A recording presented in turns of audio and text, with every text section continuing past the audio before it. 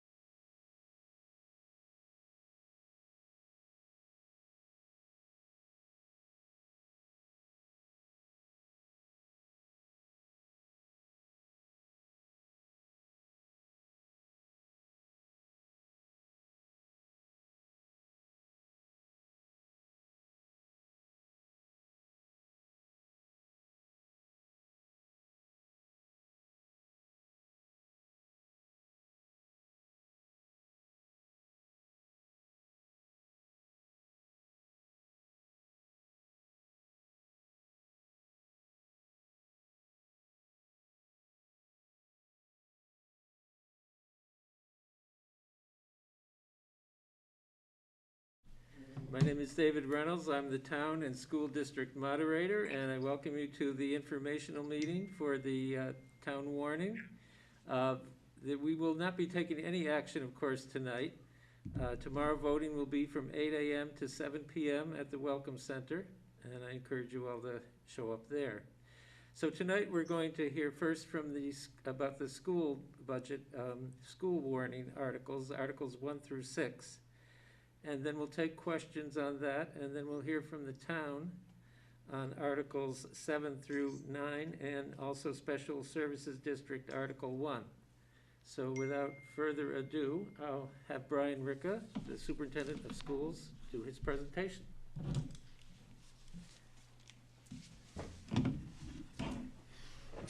Thank you, David. Welcome to everybody. We do have a member of the public here in person.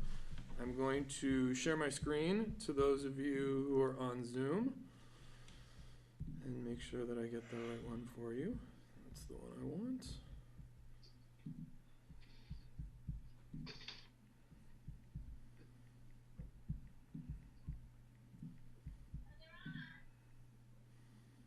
All right.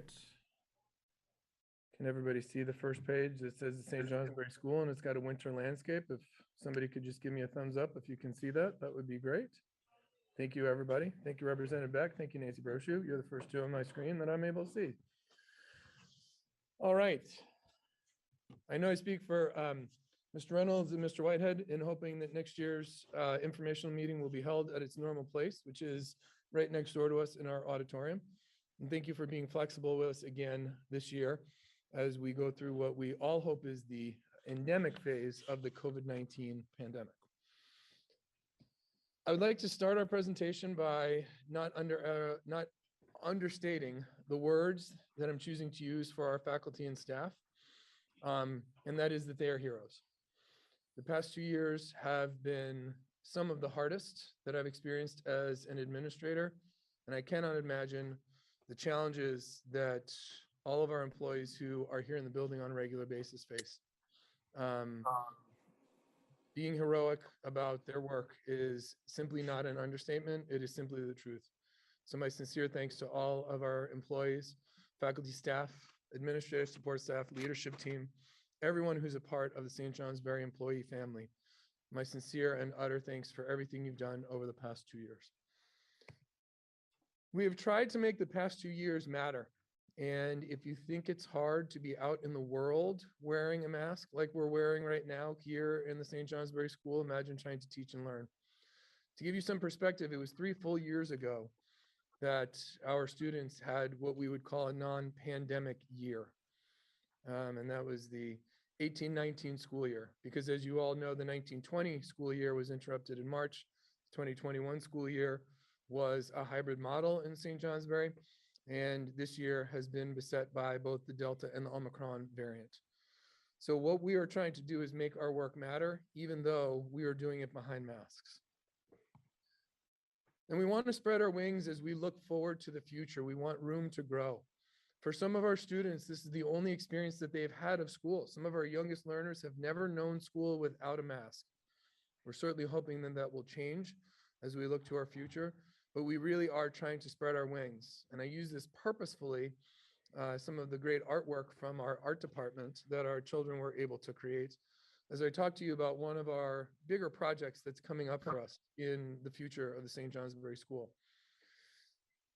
For the first time in the 20-year history of the St. Johnsbury School, we would like to separate our schedule between the upper house and the lower house. For those of you that do not know, we have a lower house that consists of our pre-K, in-house pre-K through 3rd graders.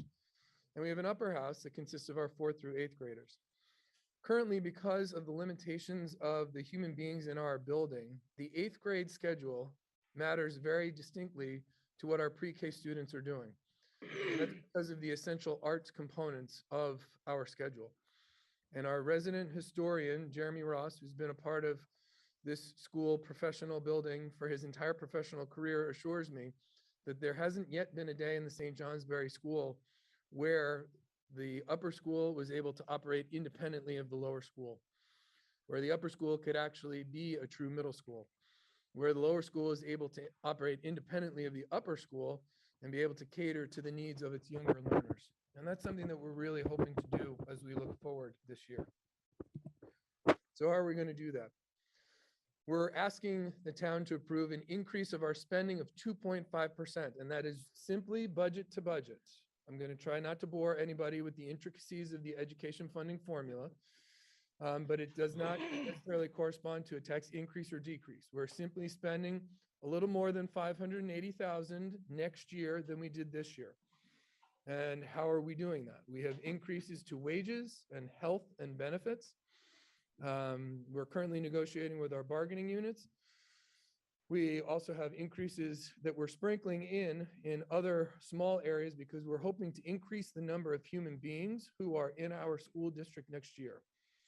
So if you look at our budget to budget increase, it's pretty small if you consider that the CPI is to be over 6% and that the cost of living for Social Security is at 5.9%. So comparatively, what we're hoping to spend next year is substantially less than either one of those two markers.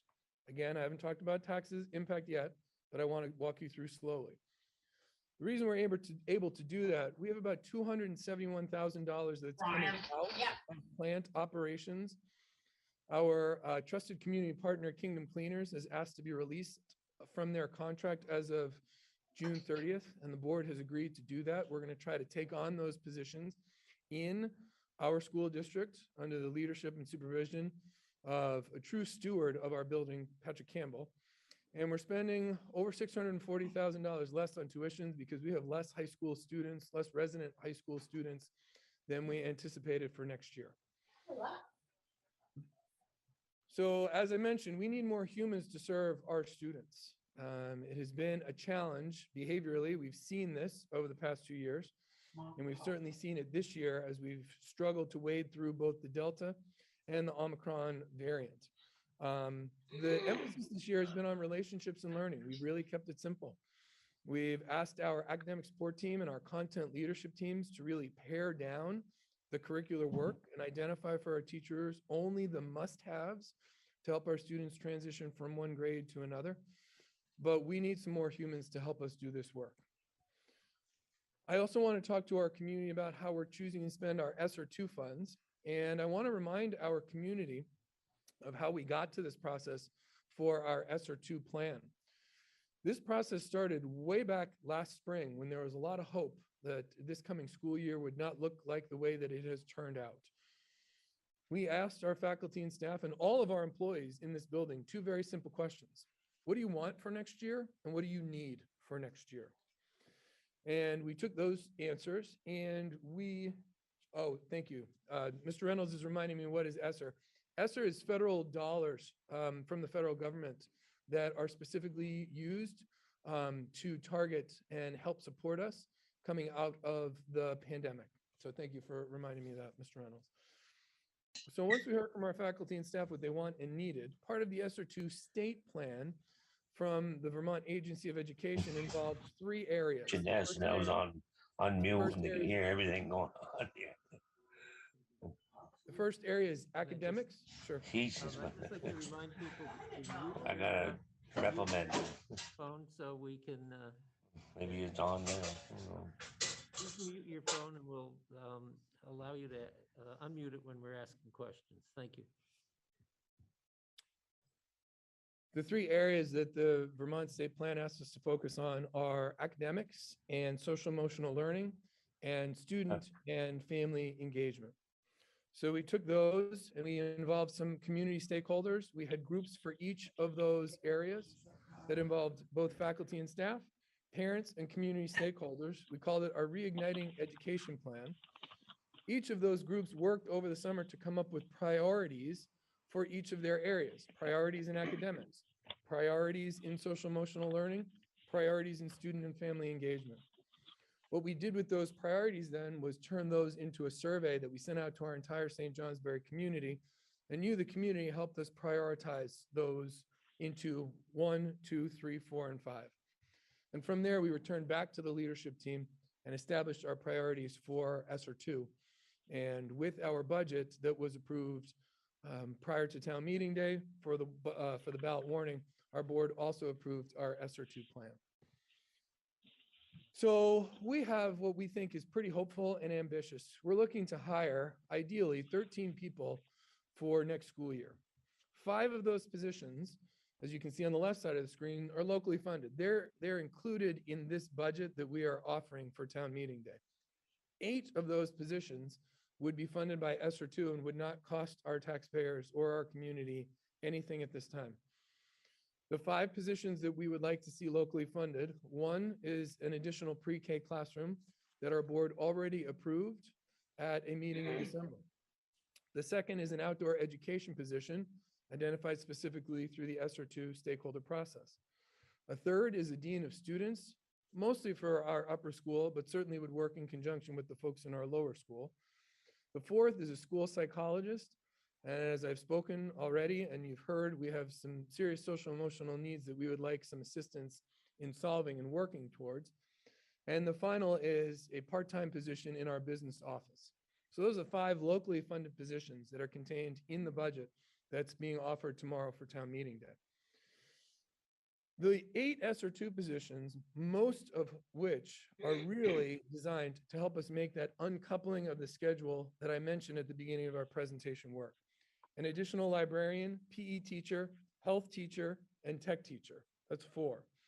We'd also like to hire a STEAM teacher, and that's an acronym that stands for Science, Technology, Engineering, Arts, and Mathematics.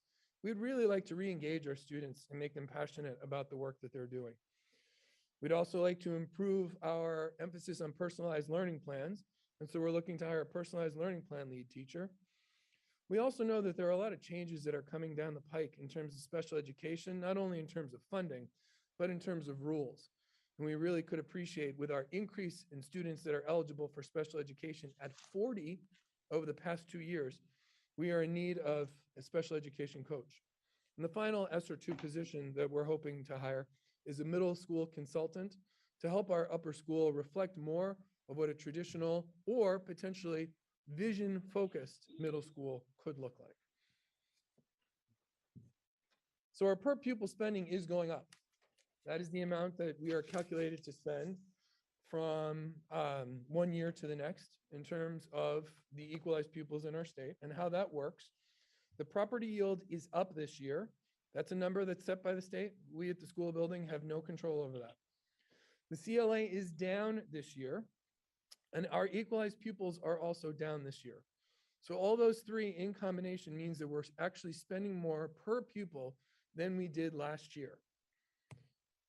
But what that actually means, and what probably matters to most people who have tuned into this presentation, is that for the 2nd year in a row, we are going to offer a budget that will see taxpayers see a decrease on their education tax rate for the education taxes for next year. We are estimating savings at about $46.63 for the median house, which is about $141,000. And for the 2nd year in a row, with this year we offered a tax rate at $1.39. Our estimated education tax rate for next year is down about 3 cents to $1.36. So that's the bottom line. Through all of that, we're offering a budget to our taxpayers for next year that would see a decrease, albeit small, in the education side of your taxes.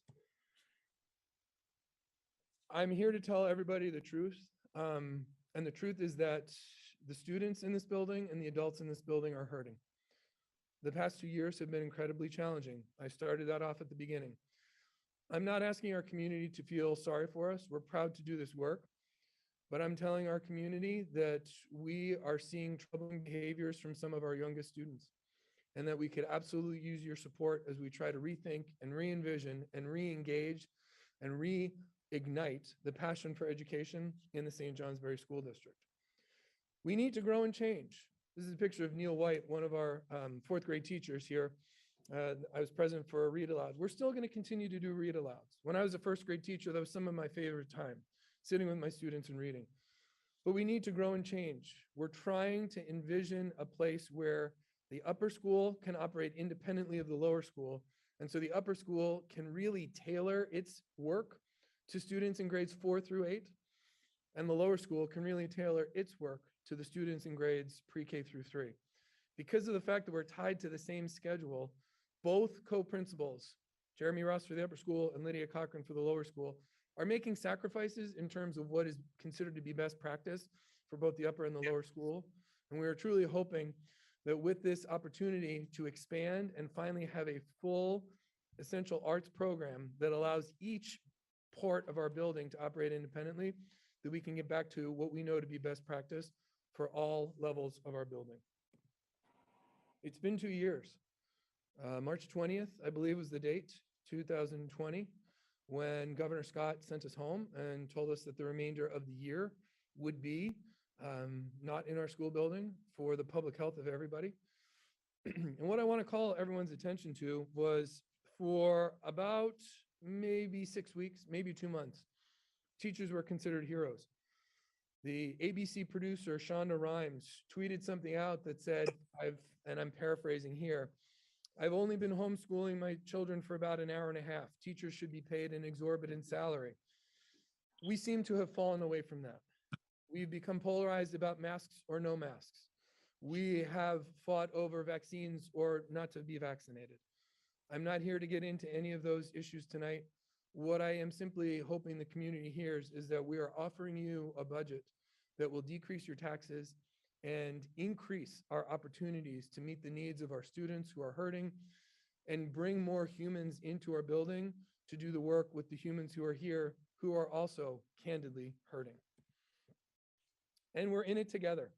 These are some of the youngest students. I believe this is a first grade classroom that I stumbled into, showing me their counting skills, which are pretty impressive. And if you consider that probably those two youngest learners right there have spent their entire educational career in the St. Johnsbury School District with masks on. We're hoping that that changes in the future, but we're here to do this together.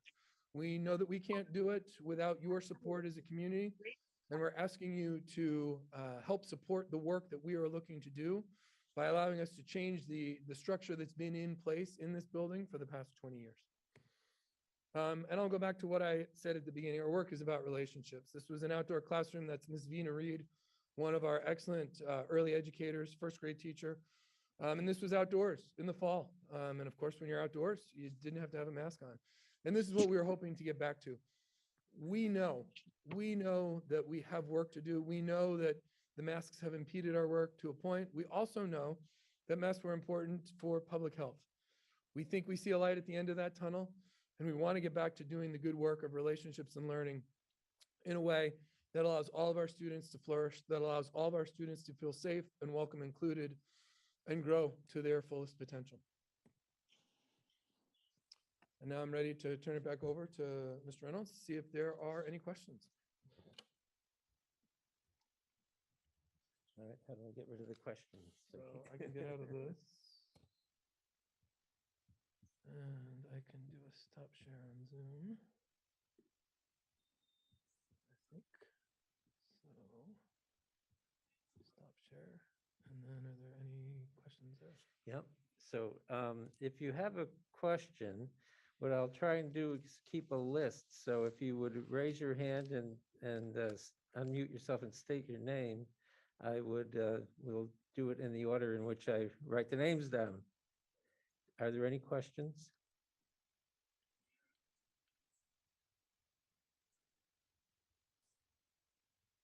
Should I see a hand raised?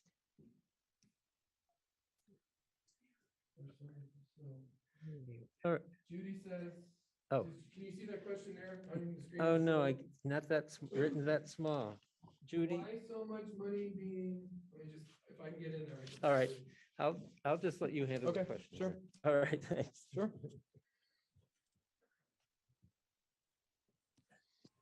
So the question here is from Judy saying, why so much money being attached to administration and so little to actual teaching of critical cognitive teaching? So Judy, I'm gonna just, can I just grab this list back from you? No, that's okay. So I'm gonna go back to my list.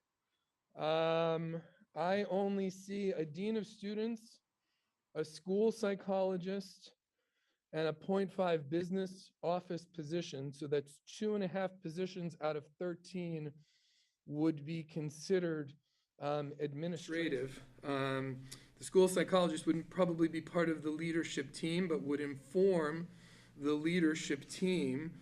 Really, only a traditional administrator is in the dean of students, so there's really only one being attached to administration.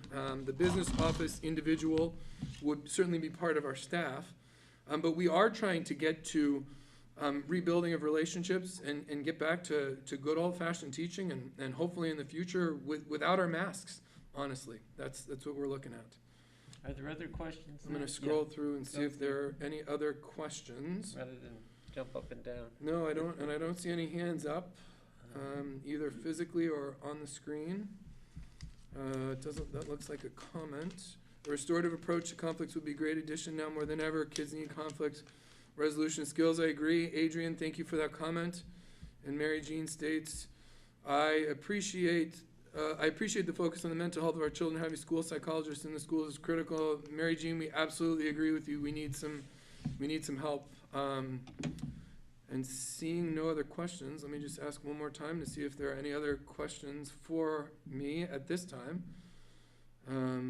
I don't see any hands up, and I don't see anything else. So can you describe what breaking the upper school from the lower school means? Sure. Janice, that's a great question. Essentially, it will allow us to have the upper school operate on a schedule it designs for grades 4 through 8, and the lower school operate on a schedule that it designs for grades pre-K through 3. Currently, the schedules mirror each other because of the focus of our essential arts positions, librarian, health, PE, technology. We don't have enough teachers to allow those two parts of our building to operate independently. And so, as I had mentioned earlier, I think both Lydia Cochran and Jeremy Ross, our co-principals, would admit that the schedule is cramping their ability to meet the needs, the developmental needs of our students. Not that they're not doing that, but this freedom will allow them to meet the needs in a much more focused way and a much more age-appropriate way. So I hope, Janice, that answers your question. Adrian had a comment. Thank you for the kind words about the teachers. Adrian, I believe that as well. Adrian said, you have some incredible teachers. I salute them every day. Nicholas is commenting, thanking the hard work of the staff. I agree, your staff are heroes. Thank you. Do you have any concerns for long? Oh, great question, Nicholas. Thank you. Thank you for prompting me to ask that. We will evaluate the I'm sorry. The question was, thank you. Mr. Reynolds is doing a great job helping me moderate. Nicholas's question is, do you have any concerns about long-term funding for the 8 positions being funded through ESSER? And that's an excellent question, and I'm glad you raised it. We will be evaluating the ESSER positions throughout the year, not just at the budget process, in terms of the goals that we set for ourselves for ESSER 2, as well as, and I'm going to give a plug for everybody to participate in our strategic planning process, the goals that and the values that will be established through our strategic planning process that's happening right now and will be happening in the month of March. So the board is working with a strategic plan design team to come up with a strategic plan for the next 3 to 5 years for the St. Johnsbury School District, between the goals that we set for ourselves through ESSER 2 and between the values that will emerge through the strategic plan. We will hold up those ESSER positions and measure them against those two things. This is not, and I want to be very clear with the community, these are not positions that we are automatically going to be looking for funding for in the future when the ESSER money is not there. I want to state that very clearly. We will be measuring the value of those positions based on the goals that we set for ourselves in ESSER 2 and whatever the values are that will be established via the strategic plan. I understand that in the past there were other leaders who expected that grant-funded positions would automatically be subsumed into the local budget. I want to state very clearly again for the 3rd time, that is not how we plan to approach these positions. And so ESSER, thank you. The moderator asked me a great question. This ESSER 2 money is through fiscal year 25. So this year coming up, FY24, and then the final year is FY25. I noticed that the health services salaries are 0 for 2023, hoping that this is an error. Jean, thank you for bringing that up. That has to be an error. Health benefits are set by the state of Vermont. It's negotiated at the state level. And I can assure you, we have health benefits for all of our employees, and we have health benefits for all of the employees that we are hoping to hire. Gene, if you would like to email me, I could get back to you specifically with that zero. Health services. Oh, I know what that is. Great question, Gene. It is that's for our nurses. They'll be grant funded for FY23. It's not going to cost our taxpayers. We put them in the budget. We were expecting to pay for them, but we have a grant for that, so we will not need to pay for health services out of fiscal year 23 budget. I will predict that we will need to pay for it again in FY24, but if there's another group of human beings who have wow, served is not even quite the word. Louisa Driscoll and Catherine Siner and Valerie Lemieux have been working overtime with questions and comments and struggles and anger and frustration, and they have done it with aplomb and with grace and with true servant leadership to St. Johnsbury and our families. Oh, that's very kind. Thank you for the kind words, Representative Campbell. Thank you for the cheerleading for our teachers and for the annual report that arrived in the mail. I feel like I've talked a lot. I want to see if there are any other questions. This message was sent to me. Oh, okay. Thank you. If student numbers have been decreasing, why is the price increasing? So the price is increasing specifically for that reason, Judy. So equalized pupils are a head count and a weight of how many students we have. And so we have substantially less this year, high school resident students. And so that's why our equalized pupils are down. My granddaughter has been receiving extremely sub-quality education and horrible food. Where is all this money going? I can't speak to that. I think this is also coming from Judy. You know, we've hired a new chef. We're without question doing the best that we can, not only in terms of food, but given the circumstances for our education. It's less than ideal, and we're hoping that we're able to go forward and with these new humans improve some of the quality of education. Okay. I don't see any other questions. Let me just scroll through to make sure nobody else has a hand up. All right. And get ready to share the screen for Mr. Whitehead. So I'll just ask Mr. Whitehead to come over and do his presentation, and then why don't you just do the same thing he did and just look for questions and answer them, since there's not more than one person to answer them here tonight.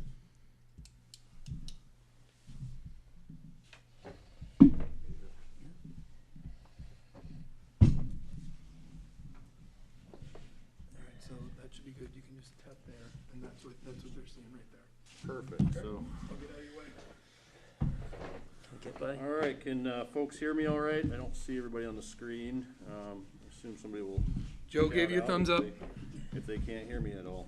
So I'm, despite what it says on the bottom of my screen, I am not Brian Ricka. I'm Chad Whitehead. I'm the St. Johnsbury town manager. I'm your town manager, and it gives me great pleasure to be here. This is my sixth town meeting. So I was told that my goal was to outlast Kevin Audie, and it looks like I'm going to be able to do that this year. So thank you very much for that opportunity.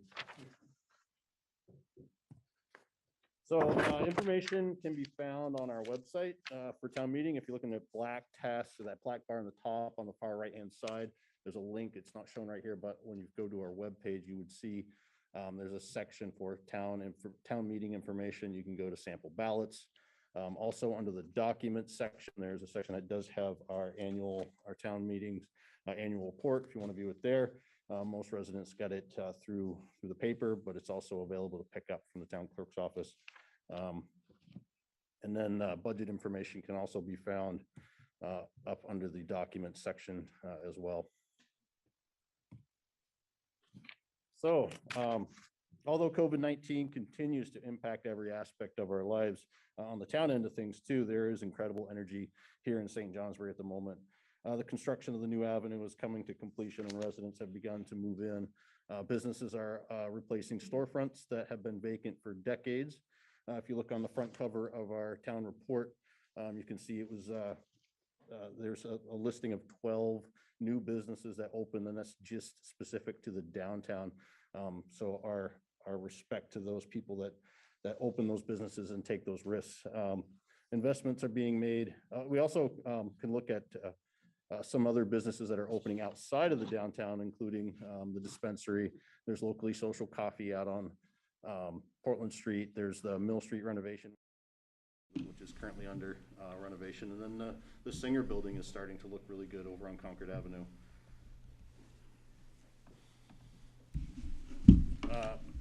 So despite the pandemic as well, events continue to bring visitors into St. Johnsbury's downtown through 2021, and we're optimistically excited to see a next Hold spring. on a second. I'm hearing that it's not full screen out there, so let me try this again. The joy. How's that?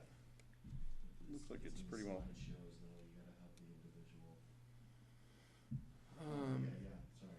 Oh, is it good? Okay, and can you see him flipping it, toggling it? Yeah. Okay, you're good. Sorry about that. All right, so. We're not seeing the presentation though. So people online are not seeing the presentation, Scott, did you say? That's right. Huh. All right, let's try.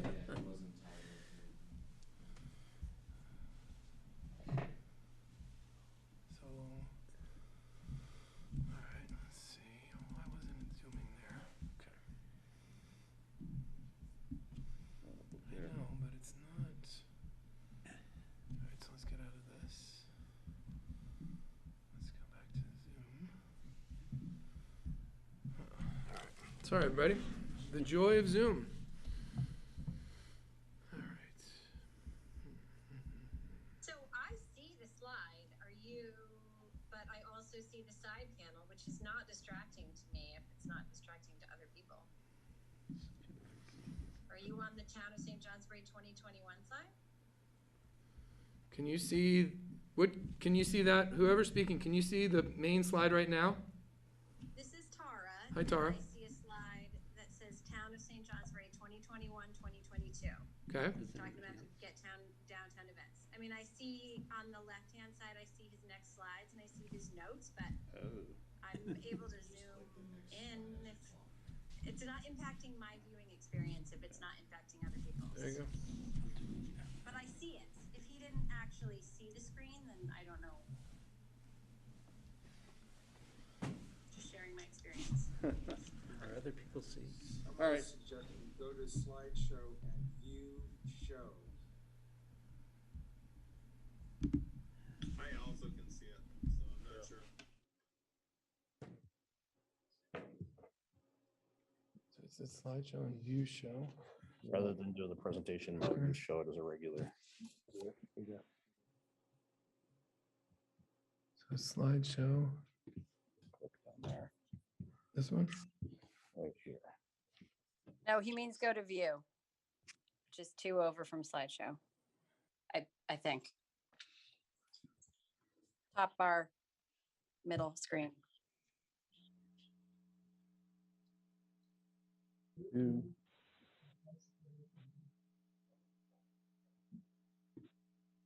Okay.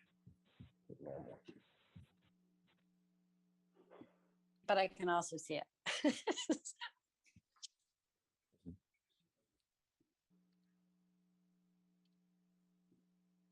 How about that? All right. Is that good? Yep, we're there saying, okay, there you go. You got it. All right. All right, so back to downtown events. So events continue to bring visitors into St. Johnsbury through 2021, and we're optimistically excited to celebrate the investment in St. Johnsbury this next spring with a downtown grand opening. Plans are in development for another summer full of events to take advantage of our energy, including continuing the hashtag Get Downtown series that was managed last year with the town in collaboration with Discover St. Johnsbury and Catamount Arts. We also look forward to the other events, including the Pet Parade, our Maple Festival, and the Northeast Kingdom Chambers Colors of the Kingdoms events, as well as many, many others. So it takes a lot of partners to pull everything off here in town. And so we've got NCIC that we work with as well as NVDA. These are both economic development organizations that provide assistance on multiple projects. St. Johnsbury Academy provides us with an exceptional recreation department program as well as the education of our youth. The school, the town school not only provides exceptional education for our children, but the space for meetings such as this one here. And we hope to have everybody back together next year for that. And I guess it's anybody that has a child that's in the soccer program, they know they spend about half of their summer down on the fields here below the school. We've got Northeastern Vermont Regional Hospital. They provide high quality health care, organize several community action networks, including healthy eating and physically fitness cans, and organize events emphasizing healthy living for our residents here in St. J. St. Johnsbury baseball is deep rooted and another invaluable asset for our community. Discover St. Johnsbury coordinates our downtown programs for local businesses, as well as numerous events at the Welcome Center and throughout town, including the Pep Parade. And as I previously mentioned, the hashtag Get Downtown events series. Catamount Arts brings art and music into the community on a regular basis, including their tremendous efforts to keep First Night going. I know it's been a challenge these last few years due to the pandemic, but we certainly look forward to that. And I think it's important to also recognize the space that's provided by the Academy, the town school, as well as our local churches. St. Johnsbury Athenaeum provides programs for children's, teens, and adults throughout the year. The History and Heritage Center is a wealth of knowledge of where we came from. And if people haven't, I recommend going over and saying hi to Peggy at any chance.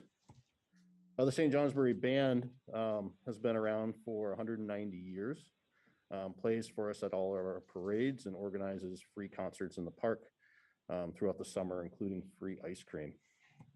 Dog Mountain remains open to pet lovers and continues to provide a location for the Levitt Amp music series over the summer, and thanks to the hard work, again, by Catamount Arts for that series. Fairbanks Museum is so rooted in St. Johnsbury that it is actually part of our town charter, and that's been approved by Vermont legislation. And I encourage people to get out there and stop in and see their exhibits. And then the Northeast Kingdom Chamber of Commerce works to promote St. Johnsbury and this entire region, and puts considerable effort into organizing the Colors of the Kingdom event annually. And so this isn't an all-inclusive list. There's a lot of other members that need to be recognized between Kiwanis, the Elks Club, Rotary, VFW, American Legion, Moose Club. I guess my point is that it takes a lot of, there's a lot of partnerships that make us who we are and make this region an area that we want to live in.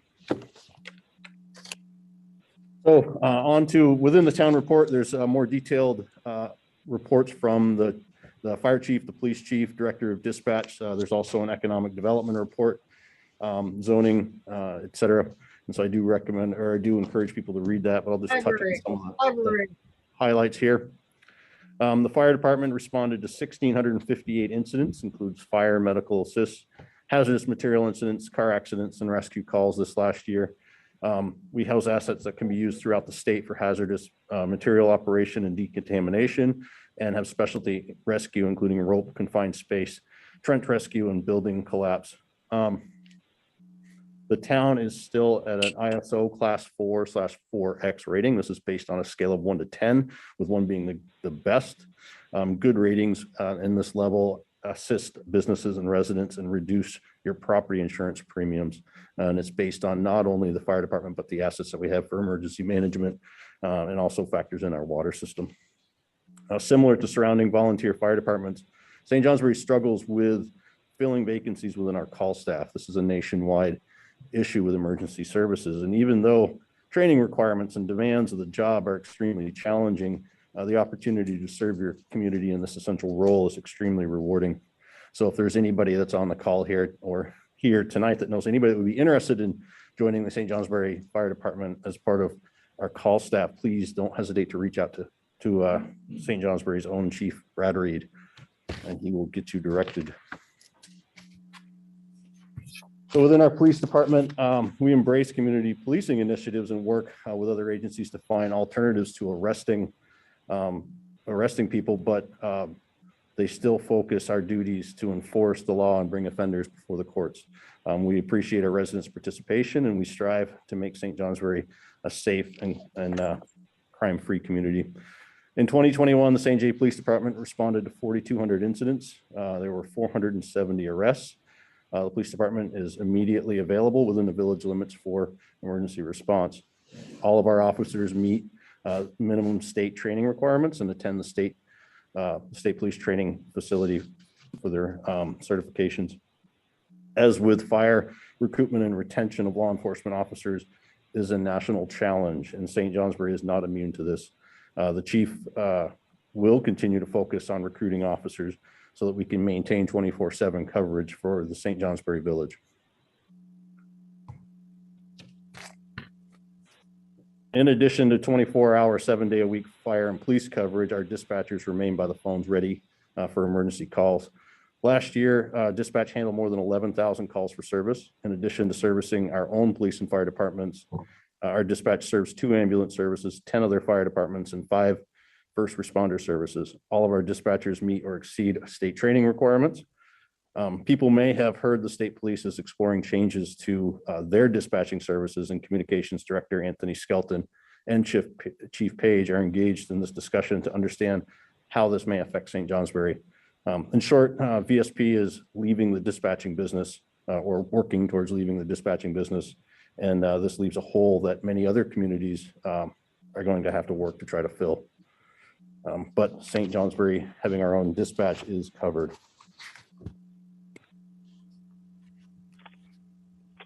So the Department of Public Works maintains 114 miles of roads and 17 miles of sidewalks, including plowing, sanding, salting, and grading. The Department of Public Works Director Steve Beauregard completed paving projects as promised last year and continues to propose budgets to address the needs of our class 2 and 3 roads. Public Works crews work very diligently maintaining our roads, sidewalks, and bridges, stormwater systems, water and sewer systems, as well as town buildings and parks. This last year, DPW paved 1.5 miles of road, including projects on Higgins Hill, Goss Hollow, and Mount Pisgah. The proposed budget includes another 2.25 miles of paving, including Undercliff, Knollwood Terrace, Elm Street, Depot Hill, Hillside Terrace, Rocky Ridge Road, and High Streets. And of course, these departments would not be successful without the support from the management team. This includes the finance officer, the assistant town manager, the administration manager, town clerk and town treasurer's office, the zoning office, and the assessor's office. So here's where I'm going to be recruiting. There's, I think, about 70 people online here. So we've got vacancies within our boards. So much of our success can be attributed to the level of participation and volunteerism that residents provide. When I said it before, there is a lot of energy within the town, and our boards have been really stepping up to the plate, and it's been great to work with them. We've got active and passionate residents who join boards and committees, and they attend countless meetings and volunteer at events. They cheer on our local teams, and they donate their resources to help make St. Johnsbury a better place. And I, for one, am extremely thankful for that. So thank you for those of you that participate. If anybody is interested in joining any of these boards, just let me know and I can get you pointed in the right direction.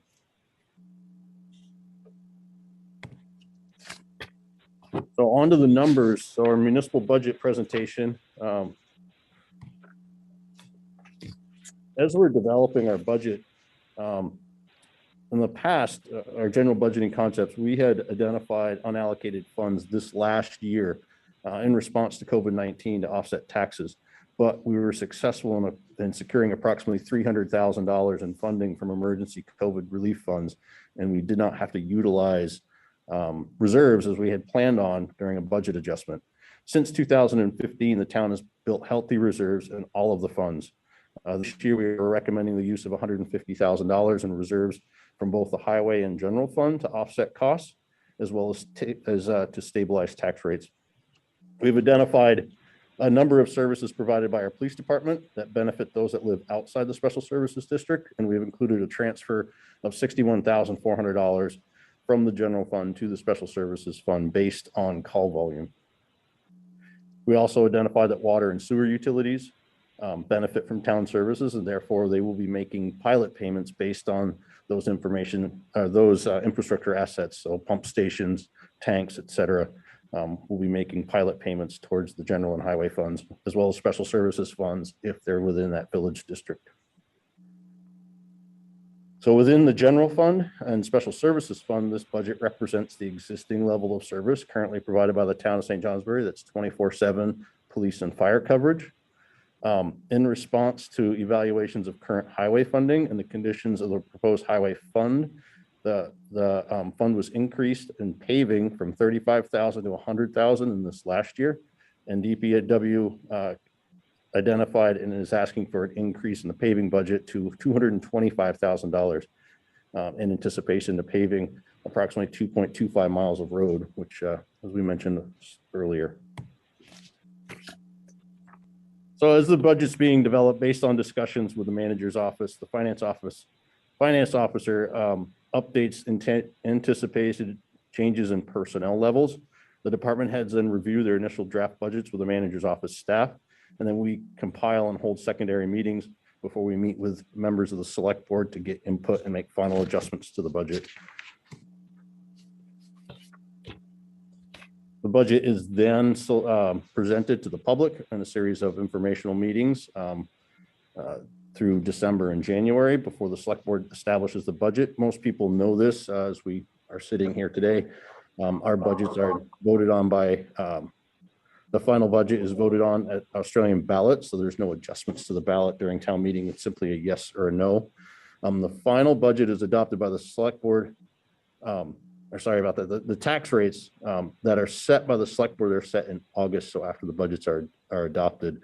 So similar to this last year, the board has an opportunity to lower expenses. However, they can't authorize more than what is authorized by the voters. So getting into our numbers, general fund revenues, and this is all our revenues. In the general fund, we're anticipating $4,130,908. Special service fund, $1,521,183. The highway fund revenues are $3,255,389. Parking meter fund of $67,772, and the recreation fund is anticipated revenues of $10,000. On the expenses side, starting with the general fund, the town manager's office is $440,255. Town clerks and town treasurers is at $152,140 and $122,140 respectively. The Board of Civil Authority is $12,253, and this is up due to additional elections this next year. Assessor's office budget is $129,221, and there's a continuation of using New England Municipal Consultants as our town's assessor's firm. The economic development budget is $129,320. This includes tax payments to the industrial park and continues to develop rental housing incentive programs and our designated downtown contributions. Zoning and planning, this is $47,778, and this is represented by one part-time position. We have moved the code enforcement budget out of the fire department. It's still within the general fund, but it's a budget of $100,943. Public safety building, $47,500. This is 1187 Main Street. This includes our costs of operations on that building. Continuing with the general fund, we've got a dog control line item of $1,000, which is consistent with previous budget. The Board of Selectmen is $11,990. There's an increase here due to a need for new IT. This is laptops for the select board members. Dispatch center, $617,197. This is increased in salaries, but also maintains reserve funding for replacement equipment. Dispatch costs are also spread over other public safety organizations that we serve. As I mentioned before, we've got 11 other fire departments and several other emergency departments that we dispatch for, and we charge fees for those based on call volume. There's also revenue that comes into dispatch for alarm monitoring. Fire department is $1,215,727. Solid waste, this is $40,000. This covers our household hazardous waste days. And we do continue to share our household hazardous waste events with surrounding communities, primarily Burke. This last year it was done up in Coventry. We do expect that we will be having our household hazardous waste days back here in St. Johnsbury this year. And then general fund expenses is $873,089. This includes our audits, legal services, cemetery, beautification, and it also includes all of the individual special appropriations that you vote separately on in the during town meeting. Special Services Fund, this is primarily the police department. So police department budget of $1,296,468. We are moving 2 of the part-time positions to a one full-time position.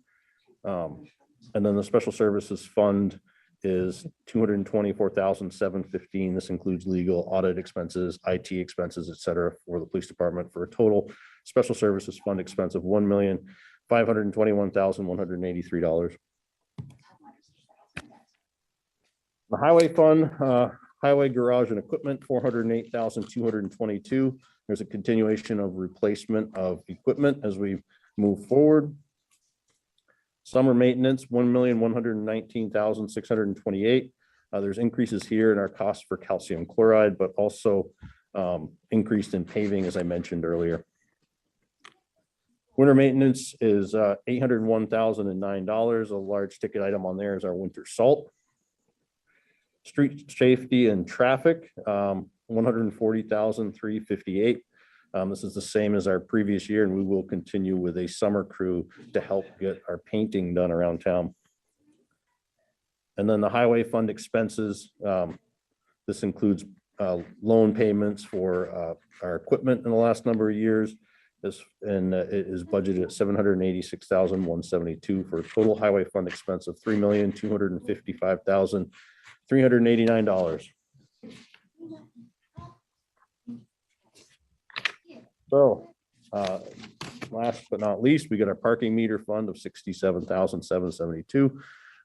That expenses are covered by revenues for parking permits and meters, fees paid, as well as tickets. And then our recreation department is $10,000, and that's done jointly with St. J Academy, and we thank them for the rec department that they provide for the town of St. Johnsbury. So in summary, the amount of revenues that need to be raised by property taxes in the general fund, this is $2,468,762. For special appropriations, there's $305,570. The Special Services Fund, $1,298,702, and the Highway Fund of $2,468,904. And so what's our change over our current year? We're looking at inside the Special Services District. This is based on a $150,000 house. Or sorry, this inside the Special Services District, it's 2.40% increase over a current year. Outside the Special Services, 3.98% increase on the taxes over the current year. Just over 8.5% of this increase, the 257,000, is due to increased highway maintenance. 5% increase on police services at 74,728. And then we're also, as we mentioned earlier, we're using 150,000 of unassigned reserves in the general fund and 150,000 of construction reserves to help offset costs. And so lastly, before I take any questions, I did want to take a second to say thank you. We have 2 select board members that are leaving. Daniel Kimball, thank you, Daniel, for your service. You've been here for a number of years. Additionally, Kevin Audie has been here. Yeah, so Kevin Audie has been working as a select board member for over 10 years. We discussed that at a board meeting earlier, and really want to thank him for his service. There's been, when you look at things day to day, it's hard to see what changes have happened, but if you go back 10 years and look at St. Johnsbury and look at it now, then it's quite the difference. Railroad Street's been redesigned, rebuilt.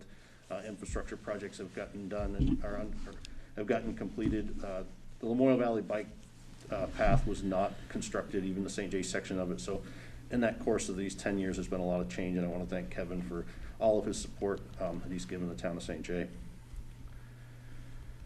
So looking at a few of the questions, Nancy Reynolds says, not impressed with the quality of plowing, sanding, sidewalk maintenance, and response time to issues this year and last.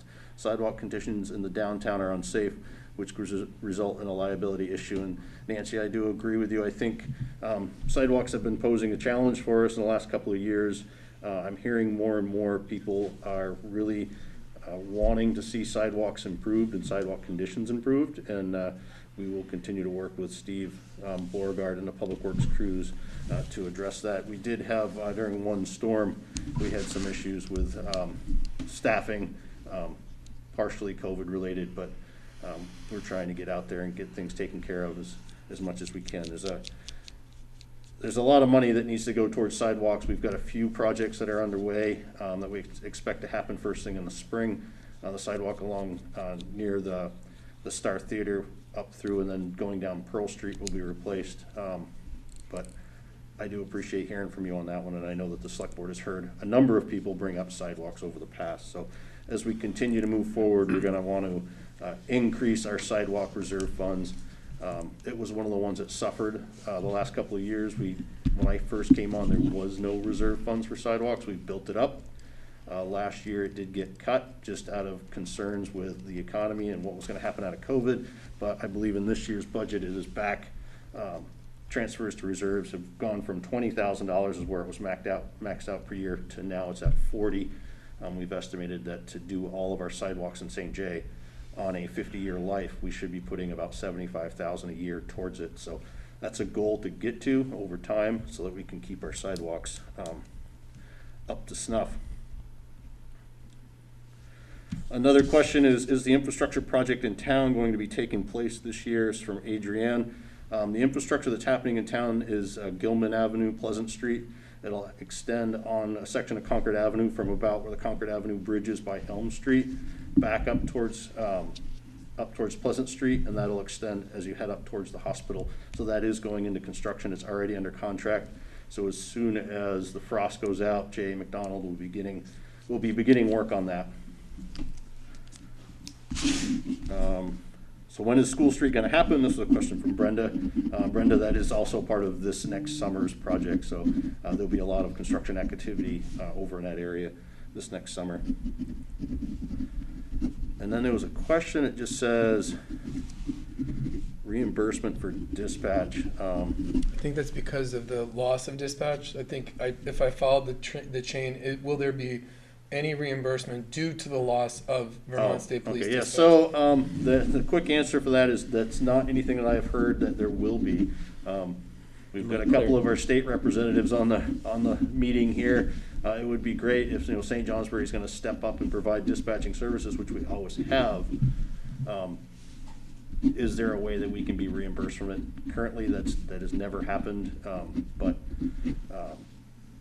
it's something we'll keep an eye on. I don't anticipate that they're going to be offering to send us money for dispatching. We will if surrounding towns decide to hire us to cover their dispatching. They would be kicking in and paying fees.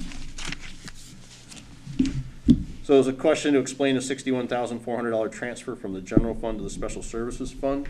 As we were preparing our frequently asked questions for the Armory bond, one of the things that we discussed was that the police department provides policing services for more than just the people within the special services district. So that was just a way for us to quantify and look at some of the expenses or some of the cost of policing that is provided to residents that don't live just inside the special services district. There is a question, Chad, from Judy. Judy has her virtual hand up. Okay, Judy, go ahead if you want to unmute yourself. And then we get one from the audience.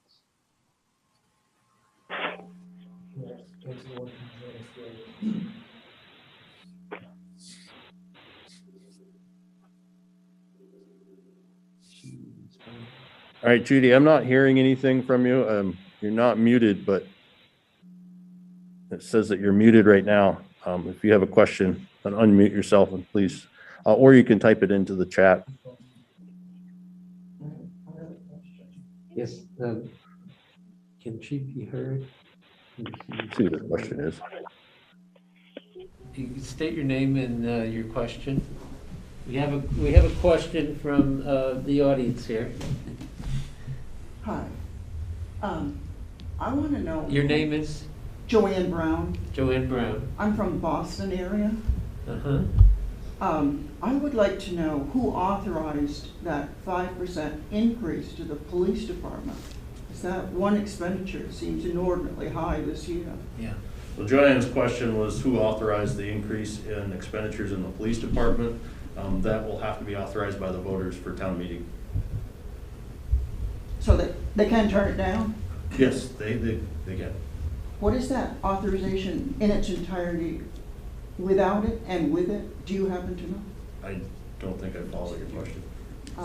That's inordinately high for the police department. There's an increase authorized, for, with tomorrow's vote. Why does that, why when that is so very high, is there an added increase? It's based on the You gotta budget. explain what So she's asking. Joanne is asking, she feels that the police department budget of increase in 5% is excessively high, and wanted to know what that represented. And so that's the increase in cost of the police department is primarily cost of personnel. One is moving a part-time police officer to a full-time position to help fill in the calendar, and so it's the primary makeup of that is personnel costs. Have you heard from Judy yet? No, I've not heard from Judy. I can answer. There's a question from Janice that I would be happy to answer, but I also have another one from David Scribner for Chad. But you need to come over here to I will. answer. I'll let him. So, yep.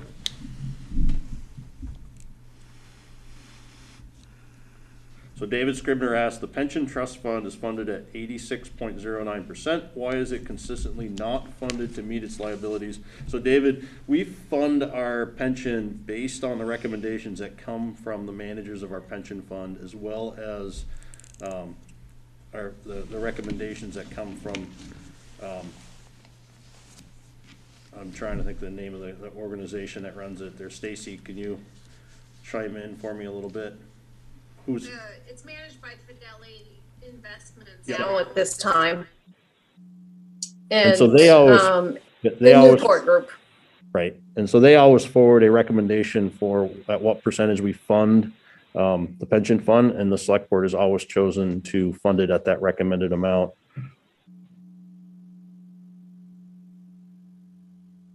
Another question. So can I get some elaboration? So no one is understanding why it's recommended like that?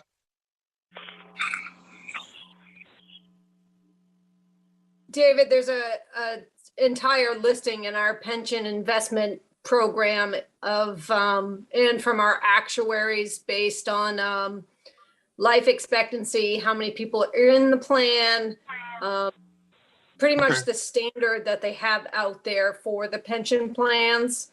Okay. The town, which is funded at 86%, is probably one of the highest funded plans in the state of Vermont, compared to other 401A plans that other towns have out there. And it has been for the last 10 years now that we have been funding it based on the exact amount that the actuary investment groups say we should be sending to them. Prior, that wasn't always the case. Prior to 10 years ago, that was not always the case.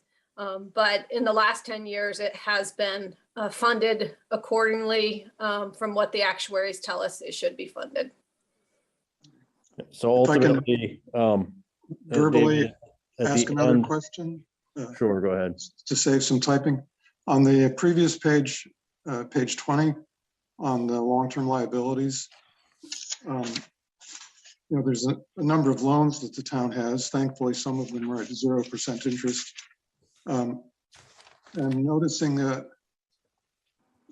scattered out among three different ones totaling 2,690,000, 4.664%, 4.25%, 4.25%, compared to the other ones that are more like 2 points, and a quarter average. I'm curious, can those not be replaced with lower interest loans like from the Municipal Bond Bank, or what is the reason for carrying that interest rate on that amount? To be heard here. Hello? Okay, so to answer your question, David, so David's asking about some of our long-term loans. They're for infrastructure projects primarily. Those loans are at 4.25%, sometimes more. While there's some other infrastructure loans that are lower rates, more closer to the 2%. Periodically, we do have the Vermont Bond Bank take a look at what they can refinance for us, and we have refinanced some of those. And so they do an evaluation on that. Those loans that are in the 4.5% were back in the 2008 period. They were infrastructure projects for the waters, mostly water projects. And they were at 75% grant.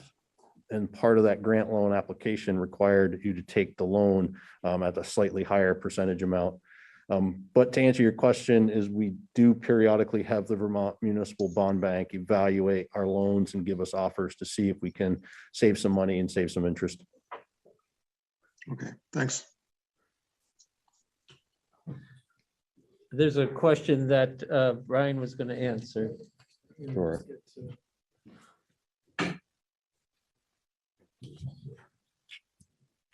So Janice, thank you for your question. There was some money that was donated. So Janice's question is, I heard there was some money for upgrading the town tennis courts. What's happening with that? There was a donation that was made by a generous community member. We are, through a vote at the school board meeting, we have signed a memorandum of understanding between the school board and the St. Johnsbury Academy. The Academy will be going out to bid to have the 2 of the 4 tennis courts repaired. And once we are ready and have connected with this generous donor, we plan to have a press release to celebrate it. So we've started the work on that. I've been in contact with the folks at the Academy. The MOU has been signed. Once we are sure that the donor wants to have their name and receive credit for this, we'll be putting out a press release for it. So look for that sometime soon. Any more questions? I'll let you. Are there any more questions for Mr. Whitehead? If they're being written, I have a very small screen, so, okay. All right, well, the other thing that we will be voting on are, of course, the special appropriations, and those are Articles 10 through 29. And if there's anybody who wanted to speak about any of those, you can unmute yourself and do so.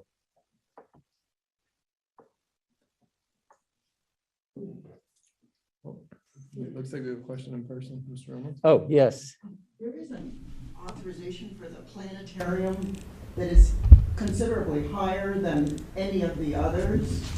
How do you justify that? Well, that's submitted. The question is what the expenditure for the planetarium. That's submitted annually. It's the same, as I understand it, hasn't gone up in several years. So it's the same amount that it's always been. Yeah, it's considerably higher than any of those other. Yeah, that's true. But the voters have in the past accepted that. So they have that opportunity again. How do you justify that, though? Well, I don't justify it. When they submit their proposal, they submit that to the town, and the town decides at the meeting tomorrow whether they'll accept it or not. It can't be voted down. Each of these can be voted down individually. So You have 2 questions. It looks like Representative Beck and the gentleman to his right on the screen. Okay, I'm gonna start with Representative Beck. Representative Beck first.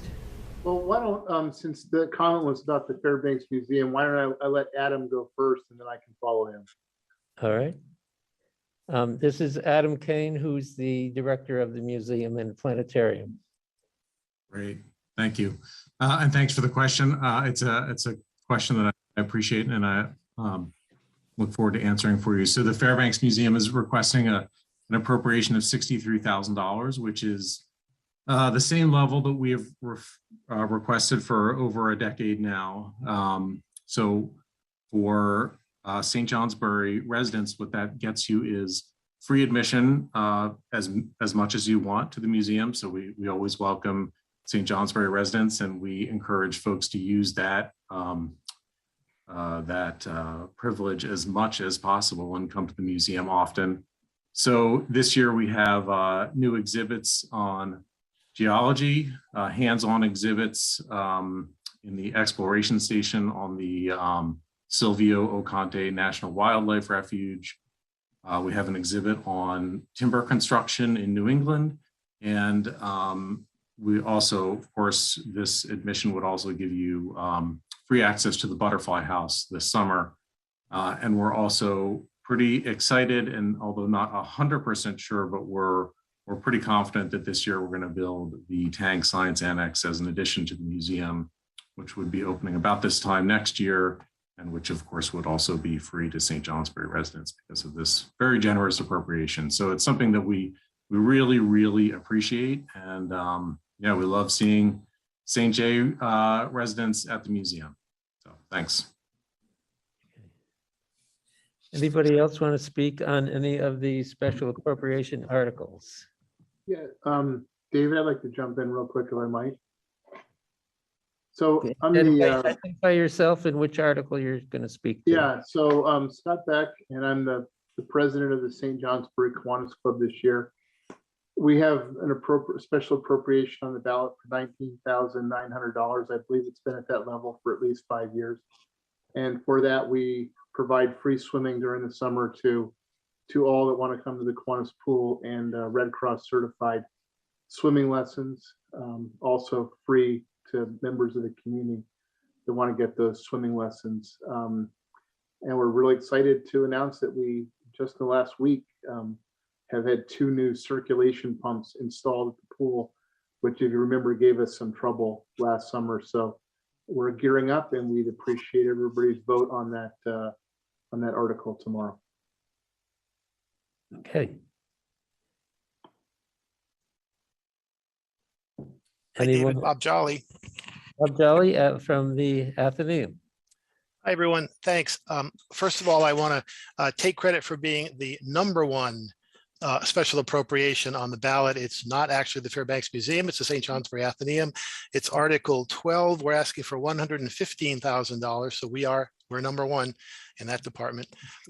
We have asked for the same amount since 2011. And again, it's a 0% increase over last year and over the previous a bunch of years. I'm just going to read a few points. I'll be brief, and I'll answer any questions if there are some. We regularly don't receive any state or federal government support. In some states, libraries get direct payments from the state that they're in or from the federal government. Generally, we get neither in Vermont. Historically, the very generous town appropriation has equaled about 25% of our budget. That support is critical part of our income, and we are very frugal with it. I also just want to mention we're audited every year. Almost all social service agencies are nonprofits. We are audited every year independently by A.M. Peisch has been doing it for a lot of years. I think that's important to mention. We raise about 75% of the budget from individual contributions, grants, business support. We're very appreciative of all of the individual donors who support us. And last year was again another weird year with COVID. We did not close at all due to the problems of the virus in 2021. Like a lot of people, it's difficult to stay open, to stay focused, to stay positive, but we did not close at all because of that. And about 10,000 people came to the Athenaeum in the spring, summer, fall season. And those are mostly people from away. Those people spend money here. So the Athenaeum is one of the economic drivers in the town.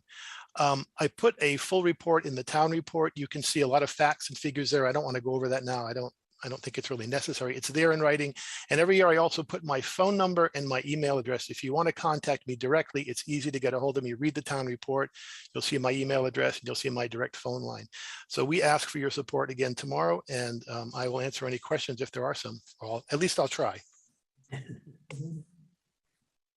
All right, any questions or any other comments from people who have something to say about the special appropriations?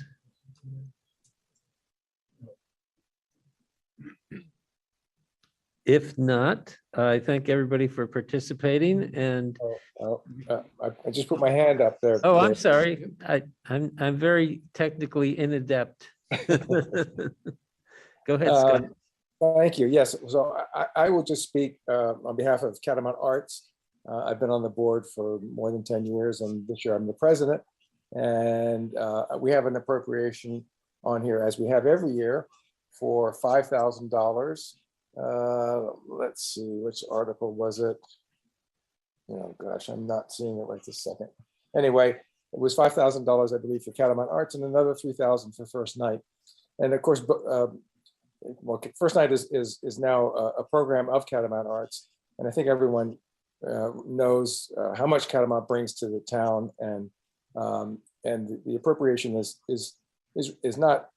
sort of token appropriation, but it really is meaningful to Catamount to have support of its hometown, and so I hope everyone will support it. Thank you. Okay.